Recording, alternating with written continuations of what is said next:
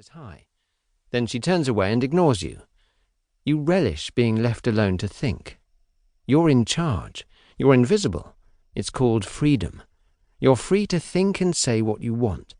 You know a bit about what the others are thinking and what they might say, but you don't like a meeting to be predictable and prefer to adjust what you're thinking as the conversation develops. You play around with various things to say, rapidly changing your ideas, deciding what is negotiable and what is not. Most of them aren't that important, achieving tactical positions rather than strategic wipeouts, but you relish delivering the ones that are, at the right moment. Good meeting. See you soon. Some of the most critical things we do at work are invisible. Turning up is noticed. Going to a meeting and saying hi, that's noticed. But the thinking that makes the difference between success and failure and adds the most value is invisible. The decision to go to the meeting or to finish a report or talk to someone you badly need to talk to, that cannot be seen. The feeling of what's right cannot be seen. The visible differences between cognitive success and failure are microscopically small. Some people seem to have an aptitude for this. Everyone is sitting round the same table, so to speak, but some people seem confident that they're at the heart of the action, while others behave as if they're on the sidelines. Zigzag.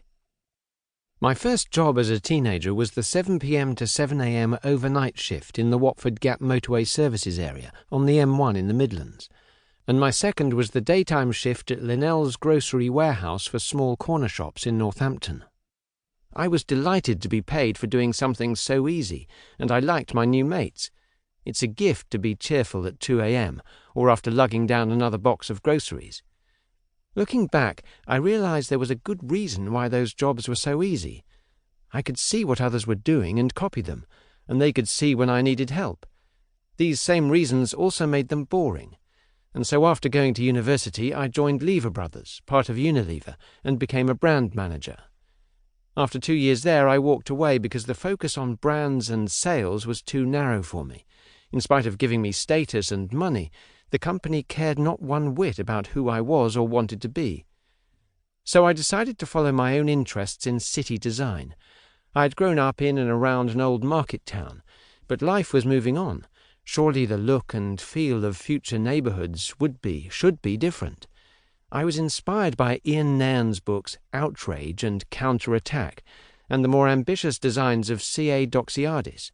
I went back to school at London's Architectural Association to do an MA in urban design.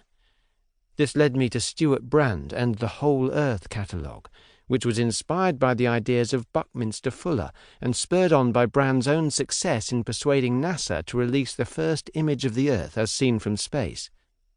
It declared, "We are as gods and might as well get good at it." It was both lifestyle guide and sales catalogue. I joined Friends magazine, later called Friends with a Z, an offshoot of Rolling Stone, which wanted to help with the British edition of the catalogue. Then I was offered a job on Time Out, a radical news and listings magazine, to write about books and TV. I found myself in the ideas business. Our work was about what we knew and how we phrased it and communicated it to others. It was brain work, and we did it when and where we wanted. We never knew when ideas would come, and we kept our work private until we decided we wanted to talk about it, or a deadline was imminent.